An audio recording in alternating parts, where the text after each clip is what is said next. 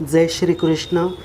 सर्वांना लाडकी बहीण योजनेची अपेक्षा आहे की 2100 रुपये आपल्या खात्यात नक्की कधी येणार, केव्हा येणार व काय काय या वेबसाईटमध्ये खूप सारे बदल झालेले आहेत.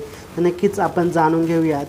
लाडकी बहीण योजना याच्याविषयी शरद पवारांचे काय भाष्य झालेले आहेत या देखील आपण पाहणार आहोत.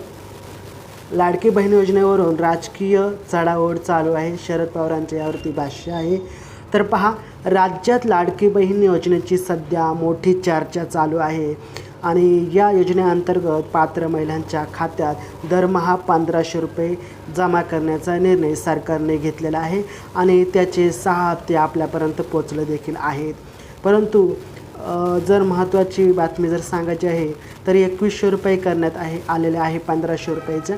तर नक्की काय आहे त्याच्यावरती भाष्य काय चाललेलं आहे. सध्या मुख्यमंत्री एकनाथ शिंदे यांनी निवडणूक जिंकल्यानंतर काय सांगितलेलं आहे, जिंकल्यानंतर ही रक्कम 1500वरून 2100 रुपये करण्याचे आश्वासन दिलेले आहे.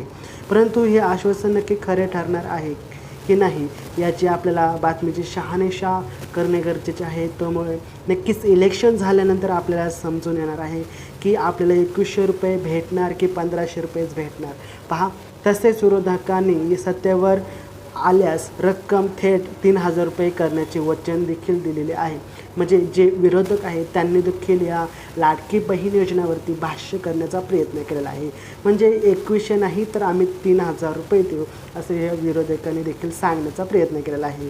ही योजना मतदारांना आकर्षित करण्यासाठी सुरू करण्यात आलेली आहे अशी टीका शरद पवार यांनी केलेली आहे. पहा, या पार्श्वभूमीवर राष्ट्रवादी काँग्रेसचे अध्यक्ष शरद पवार यांनी या योजनेवर भाष्य केलेले आहे. त्यांनी टीका देखील केलेल्या आहेत. त्यांनी मतदारांवर या योजनेचा नेमकी किती प्रभाव पडेल, कसा प्रभाव पडेल यावर आपली भूमिका स्पष्ट केलेली आहे.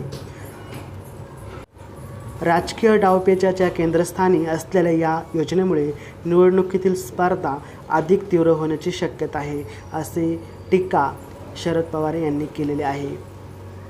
तर भेटूया आपण पुढच्या व्हिडिओमध्ये. तोपर्यंत जय हिंद, जय महाराष्ट्र, वंदे मातरम.